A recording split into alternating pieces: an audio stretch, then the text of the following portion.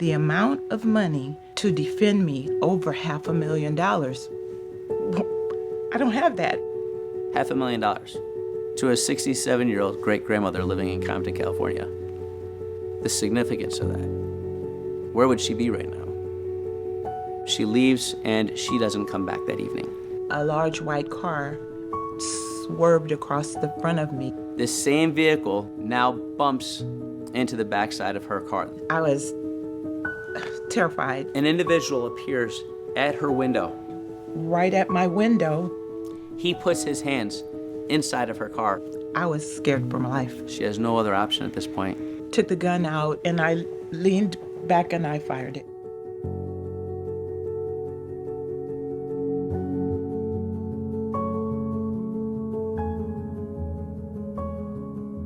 So on October 6, 2022, I was at work with my two clients, an elderly woman and man. The woman had dementia and the guy's an amputee. I'm a caregiver. So she was providing constant care for this couple, and approximately 30 minutes or so from where she lived in Compton.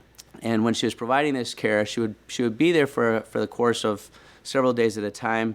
It was a 5-day period at this particular time. It was a Monday through Friday, and she realized on Thursday night she had to go ahead and head out to her community to pay her space rent. So I put them to bed, and I told them I'd be right back within about an hour. I grabbed my firearm off the shelf in my room, and I put it in the car on the floor of the back seat. She leaves, and she doesn't come back that evening. As I was going to get off the freeway, a large white car came shooting down the on-ramp and swerved across the front of me, causing me to swerve. She has to violently jerk her wheel to the left to avoid missing this car. She goes across 3 to 4 different lanes. Fortunately, she doesn't hit another vehicle. And she attributes this, at this particular time, she attributes this to some LA driver who's not watching where the heck he's going, not paying attention to the roadway. She then starts to merge over to the right lanes again. As she is merging over, this same vehicle that had just cut in front of her now bumps into the backside of her car. My car started fishtailing all over the freeway, and by the time I got control of it, the large white car had gone to the left of me and started forcing me over to the right. He continues to try to force her over to the side, slowly entering into her lane, slowly forcing her over, and she's slowly being forced over at the time. I perceived they were trying to force me over to the side and carjack me. I was terrified. When this happens, Millie is extremely scared. And the reason she's scared is because she's familiar with these bump and runs, these bump and robs rather, where somebody bumps in your vehicle and they rob you, they carjack you, they use this as an accidental bump into the back of your vehicle to try to get you out to pull over, to supposedly exchange information. And instead of exchanging information, they instead rob you, very often at gunpoint, and very often they even take your vehicle. Sometimes they kill the people that they're robbing. So this is all going through her head. In particular, this happened to one of her neighbors not too long before this. It was all over the news, and her neighbor was they actually drove over her neighbor after they robbed him. So this is all going through her head. I tried to remain on the freeway, trying to hold my ground, but I was trying to wait till the last minute so that car would not be able to follow me off. And then I just made a turn off onto the off-ramp. I pulled under a street light. So she pulls over onto the shoulder of the exit ramp. And the reason she does this is because when she initially jerked her wheel to the left, all of her stuff in the vehicle went flying to the right, including her phone. I parked under the light, or I stopped under the light, and I was looking for my phone on the floor, in the seat, and everywhere. And in my peripheral vision, I could see the same large white vehicle backing up. The same vehicle that was involved in these different interactions on the freeway is now backing up on the shoulder of the freeway. Her fear again escalates. And I just freaked out. I didn't know what it was, but I stopped looking for my phone. I got the gun case off the floor, and I got the magazine out of the glove compartment, took the gun out, popped the magazine in, and I racked it and or chambered a bullet and put it under my right leg. And the car had backed up and pulled behind me on the freeway off ramp. But we're in an area where when I get off on this Alameda off ramp, there are no cars, no people, no businesses, no anything. So I'm sitting with them with the car behind me, and I don't know what's going on, but nobody gets out and nobody does anything for a couple seconds, I guess. She decides she's going to pull forward. She can't stay on this ramp indefinitely. She doesn't have a phone to call the police. She's stuck there. And I went down to the end of the off ramp where the signal light was. It was red. And the car followed me. When the light turned green, I made a left to go on Alameda and go back onto the freeway so I could get to the house. When I made the left, the car swung around on the side of my vehicle and started coming up. So I slammed my brakes, and I thought that they were going to try to start forcing me over again. So I slammed on my brakes and I backed the car up. At that time, she stops her vehicle. She stops her vehicle because this is another place for her to get back onto the freeway. When I looked back to see where the car was so I could get back on the freeway, I saw a guy in the car with his cell phone pointed out the window at me. She sees now this individual has a phone out, okay, facing directly at her. She believes that this is somebody that's getting ready to record this type of interaction. People that, as sick as it is, are people that record these things and they post them online, what they do to people. And she feels that she's going to be victimized in this way and that it's going to be recorded. Her fear is escalating. And so I rolled the window down and I made the motion like, what? And he said, you hit my car. I said, no, you hit my car. I'm hit in the back. And he kept saying, you hit my car, you hit my car. I said, no. He said, that's okay. I got all my N-words coming. He didn't say N-words. He said the word. And no, you hit me. No, you hit me. You hit me. She says, you hit me from behind. This is your fault. And I freaked out. By the way, she's been driving 50 years. We later find out that this individual has been on the freeway 5 times. So she's been driving 5 decades. He's been driving 5 different days on this freeway. And I said, how about we go to a lighted area and call the police? He says, yeah, that sounds like a plan. Go ahead, I'll follow you. And he purportedly agrees to follow her. She proceeds back towards her residence, and she feels, hey, this is the safest place for her to go because everything's closed. To be able to get into this particular area where she lives, there is a gated entryway. It's well lit. There's a gate guard there 24 hours. She's too concerned still about the possibility that she's going to get robbed. This is the safest place for her to go. But I was checking all my mirrors in the car, rear view, side view, just to see if anybody else was joining him. She's now taking a turn, a left turn. As soon as she takes this left turn, and this vehicle that's been following her, it's a white vehicle, is taking left turn right behind her. At this exact time when she's turning on this roadway, other vehicles showed up.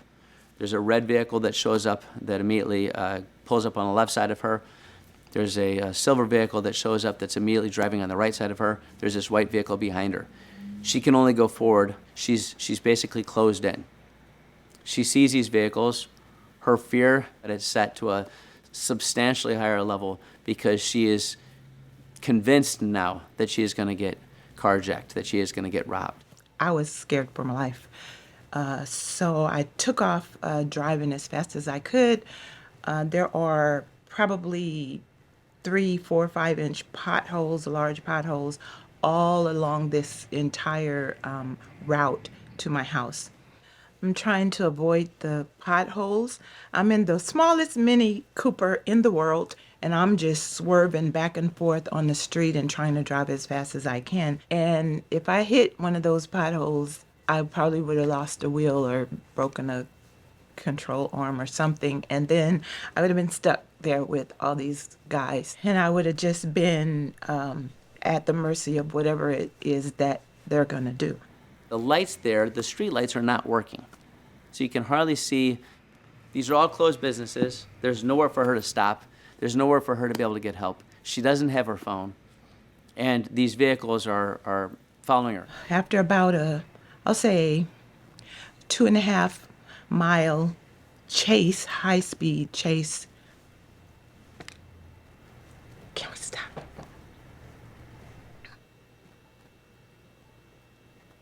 She's never seen these people before. She doesn't know how many people are in these cars that are chasing her down on the street.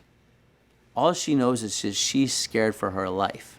When I got to the guard gate, there were 2 cars in the visitor lane, which is right next to the guard shack, and there was a car blocking the resident lane, which I go through. She then yells over to the gate guard, "People are following me, don't let them in." And as she's saying this, an individual appears at her window. I just saw a shirt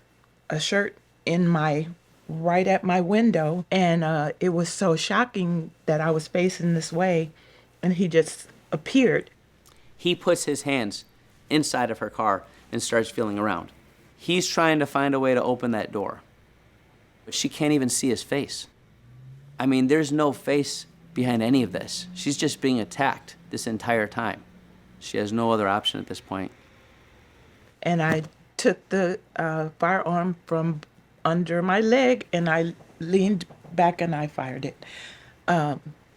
And it hit him. He stepped back.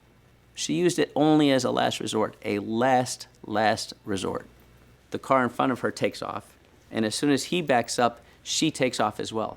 She goes straight through the gateway as fast as she possibly can, looking in her rearview mirror to see if there are lights following her. But I thought that the guys were going to be coming up the hill behind me, and so I was afraid to park in my driveway. I parked in the guest parking, and I ran to the house of the neighbor next to me. I banged on his door, and he came out. I told him, I said, "I think I shot somebody down the hill. I need you to call the police and tell them to come." And he got his phone. He called the police. She then asks if he can call her phone so she could try to locate her phone from within her vehicle. So he called my phone. I ran to the car, and I found the phone. It was in the pocket of the front passenger door. So I grabbed the phone, and I ran to my house, and I went in. Now, I wasn't involved in the initial call because she contacted the USCCA. Through her membership, she has an insurance plan with the UFCIC, the Universal Fire Casualty Insurance Company, that their members have access to, that insurance. She was put in touch with the CRT, the Critical Response Team, and they put her in touch immediately with an attorney local to her. I dialed the number for USCCA and told them what happened, and they told me to stay by the phone. They would have an attorney call me. Seconds, the attorney called. And I told him what happened. He said, "Do you want me to come?" I was like, "I'm shocked. You're going to come? It's 10 o'clock at night, 10:30. I said, "Yes."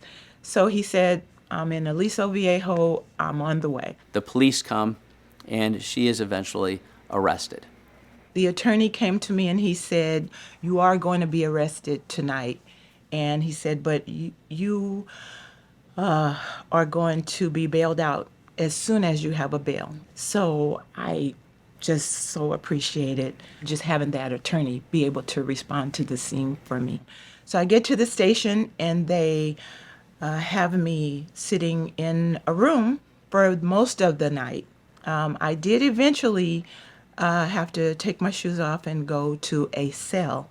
I was in the cell probably about maybe an hour, and they said, "Your attorney says you're going to be bailed out as soon as we know the bail amount." The bail that was put on me was for $50,000. So I had $2,000 cash at my house, but I didn't have $5,000, which is what it would have costed me to bail out. The system went down for about 2.5, 3 hours. So the bail amount didn't come up to them for several hours. But as soon as it came up, then the insurance company had provided the bail bondsman with the money. They just bailed me right out. And they billed me zero. There was no 10% for me to have to pay. And boom, they posted the bail, and I was out of there about 8:30. I was back in my house about 9 a.m. And that was amazing to me. These are the events that can change your life indefinitely, forever. These are the types of things and situations that can end your life, that can take years away that you would otherwise have. She doesn't know now whether she could potentially be going to prison, whether she could be going to prison for a period of time where she could live out the rest of her life in prison. So there's everything at risk. The attorney who came onto the scene that night, I decided to go ahead and retain him. He was a part of the network and everything. Very knowledgeable guy and a very nice guy. As we were going to court, to preliminary hearings and to the different hearings that happened even before that, I just realized it just wasn't a good fit for me. And I started looking for another attorney. And I went to Redstone Firearms. I talked to the owner, Jonathan. And Redstone Firearms is where I would go and take the classes. That's where I found out about USCCA. Jonathan told me that he says, no. You should call Dave McDermott. He said, that's my attorney. Here's his number. You call him and you tell him that I said you need him to represent you. I didn't think that Dave was going to come down to do that, but he's in it for the long haul. And so he goes, let's go. Our main office, our firm's main office, is out here in Chicago. We handle cases throughout the United States. Millie started contacting my office. She was referred to my office. She had already been represented by another attorney that she got through the USCCA, and I reassured her that she was in good hands. This was a solid attorney, and ultimately she decided that she wanted us representing her instead of this other attorney, and she contacted the USCCA, and they allowed her to switch attorneys.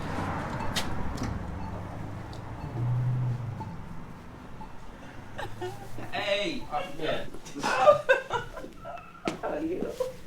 And what I am so blessed is that the USCCA allowed me to change attorneys to the attorney of my choice at no additional cost. So I've been working with the USCCA in protecting and defending their members for approximately 10 years. The significance of what they bring to their members. USCCA stands out to me above the rest. And the members themselves, the training that these people have, the education that these people have, it stands out. We recognize just how better prepared the members are, because even the people that don't like firearms, they recognize the significance of people taking it seriously and having that training. I know everything about everything I buy.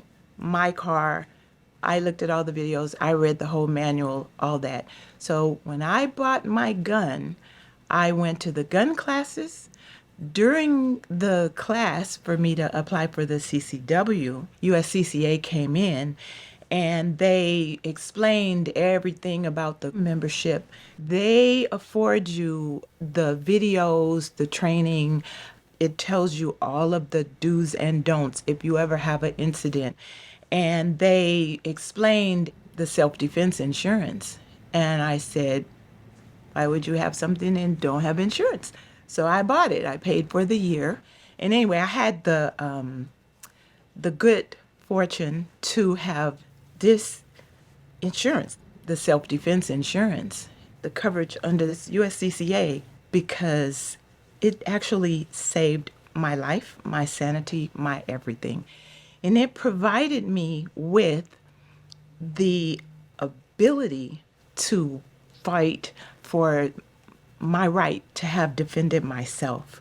Whereas if I had not had the self-defense insurance, I may have had to take a deal, or I may have had to try to defend myself because I don't have the money to pay a high quality attorney to defend me. I've represented hundreds of their members in some capacity or another throughout this time. I've never lost a self-defense shooting case in that entire time frame. And as I said, we handle arguably more self-defense shooting cases than any attorneys in the country. We charge pretty significant rates because of our experience in this particular field. We've never had an issue with rates. We've never had an issue with timing for payment. We've never had an issue with communication, which is also extremely important, to have people that are communicating on behalf of their members, not just, hey, here's my member, here's my member situation, good luck, we wish you the best, but they consistently call, they consistently say, where's the case at? How's it going? Do you need anything else? Do you need experts, for example? Do you need somebody to go ahead and investigate this situation further? Do you need a doctor to potentially testify as to the mental significance of what your client, of what our member was going through at the time that he or she discharged his or her firearm? Do you need somebody to go ahead and take pictures or videos or drone footage? The insurance company pays for it. But on behalf of the USCCA members, they want the very best outcome for their members. So, we're very big fans of the USCCA for that reason. The attorneys that I have, McDermott, and their whole office, his son, these guys, when they came down to defend me, they came from Chicago. Can you afford that?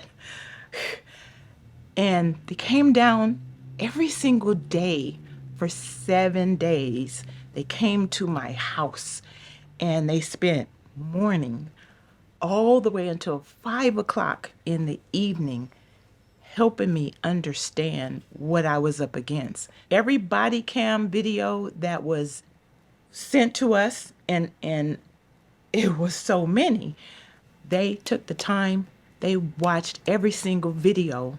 Just think about if a person was charging just $20 or $30 an hour, the amount of hours that it would have taken to watch all those videos, make notes, and know what each person said, the amount of money that was expended on me to defend me, over $500,000. I don't have that. My house is not even worth that. $500,000 to a 67-year-old great-grandmother living in Compton, California. The significance of that.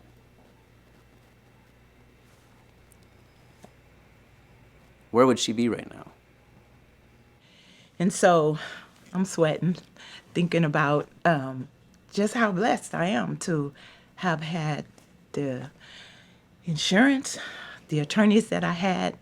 Having an attorney that is going to go to the dirt for you is what you're going to have in order to be sane, and just the blessing to be able to have them be so diligent in defending me.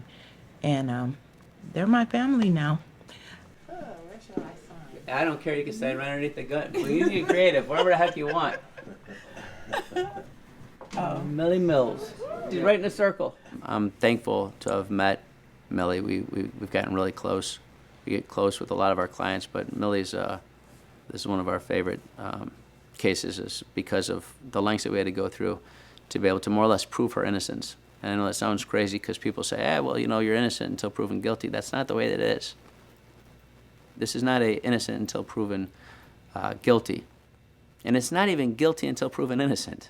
What it really is, sadly enough, is guilty until proven not guilty.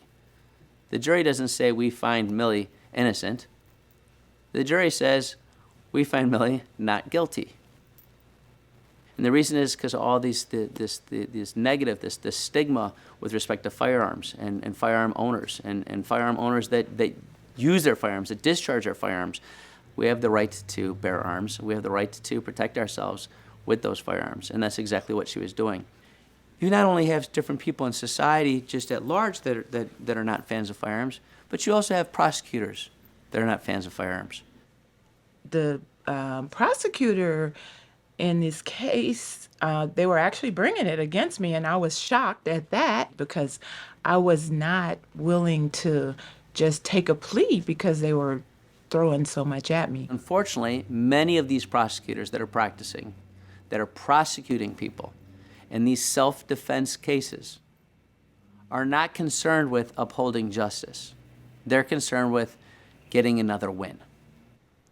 The public defender friend that I have, I talk to her quite often. She was very, very skeptical about whether I should be going through, with this trial. She says because the games that they're going to play in that court with you, you are going to be really at risk here. The judge strongly urged us to consider taking a plea. And what we're doing during this case, the witnesses that were being called to testify, they contradicted themselves so many times on the record. And it got so bad that I had to continue to go through various different transcripts to show that they're lying. They had probably 10 binders of printed transcripts of everything that was said. And they were able to catalog it and go back and forth between all those binders to tell, did you say this time? Did you say this time? Oh, and you said this time. It takes hours and hours and hours to sort through all this testimony, to sort through all these statements, to be able to find all these inconsistencies, and to be able to have them just in case these people are lying. They would testify a particular way, and then I would say, well, isn't it true that you previously said this at the scene? No. Then I'd play the video of them at the scene saying something completely contrary to what they're testifying to. Isn't it true that you previously said this at the hospital? No, I don't remember that. I'd play the video at the hospital where they're actually clearly saying something completely contrary to what they're saying during the course of the trial. Meanwhile, the prosecutor knows that all these inconsistencies exist and continues to put them up on the bench, on the stand, to go ahead and testify in this manner. Why? To better shape their case, to better shape their argument. The prosecutors perpetuate that lie because they continue to have them take the stand and continue to have them make statements that are contrary to the statements that they made before. They're concerned with getting a conviction. And it's at whatever cost. I'm in disbelief that our justice system is doing this to people. Of course, a human being was shot. And if we can avoid that, that would be a good thing. But another human being doesn't have to die or be beat to death or have to figure out what is it that 3 carloads of people, guys, in the street at 10 o'clock at night are going to do to me, and should I submit myself to whatever it is they're going to do so I don't have to shoot somebody. I'm still going through the process of dealing with that. The system will put a person through what I went through. After they've gone through all of this horrific experience of being attacked, and they're going through this horrific experience of being attacked then by the system. I mean, what it's about is, again, a 67-year-old great-grandmother being chased down, being hunted, being aggressively pursued. The thing you have to know about Millie is she stands on how she feels. She knows that she was right. She knows that she did what she had to do. And she feels that she would rather go to prison knowing that she protected herself and that she acted in a manner consistent with the law. And there are a lot of people that don't have that type of belief and faith. I've said my prayers, given it to the Most High. I think that Most High has put all the people around me that I need to defend me against this. And in my heart of hearts, I got to roll that dice, and I'm going to be okay. But Millie made the decision, the difficult decision, and it was an all or nothing deal, and we won. She was found not guilty. She's been getting her life back together since. At the end of all of this, I was so relieved. I'm a color hair girl. I did this. This is my red celebration. I was so relieved that I I was relieved to the point of calmness, because what I knew is that, number one, I had said my prayers, and number two, I had the most competent, the most diligent attorneys representing me, that he was like totally 100% committed to defending me. And the reason that we're so passionate about representing people that have been involved in self-defense situations, because we believe in it. So we have the right to protect ourselves, and that's where our passion lies. It's about making sure that our client's story is properly understood, they're properly received, to go ahead and bridge this gap, and to bring it home to the people that are passing judgment, so they understand what our client was up against. Because we know what the stakes are, and we know that our clients are looking at potential, in some of these cases, life imprisonment, and we don't carry that lightly. When I said to Dave one time, I said, you're gonna get paid no matter what you do. And he said, the pay is not the point. He said, the point is my integrity, my reputation. And he said, that's what I'm fighting for. And I said, that's why you're my attorney. Thank the Almighty Father that I have them, that I have the insurance, and all those things happen for me. And they read off not guilty. It's just it's bringing back to life type of feeling. You just feel like you're just down, and you're out, and you've just been going through this. Especially Millie, it's just been going through this for so long, and now you're being told you get your life back. So, pretty awesome.